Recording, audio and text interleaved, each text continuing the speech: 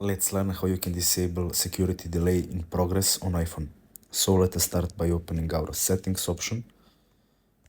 When you do that, first thing you want to check is if your iPhone is up to date.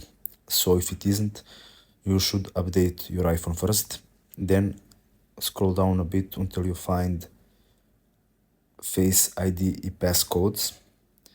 But first we will go to screen time option. So once you do that, you'll have to scroll down a bit and click on these restrictions.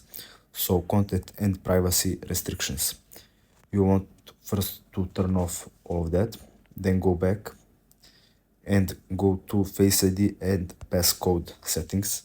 Here you'll have to enter your passcode.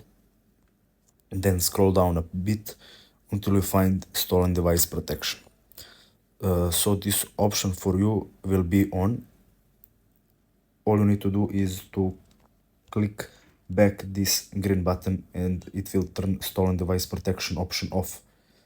You will probably wait 1 hour to do this, but after that 1 hour expires, you can remove and disable this option. After you do that, your iPhone will be back to normal and you will not get this error again. So that's it. Thanks for watching.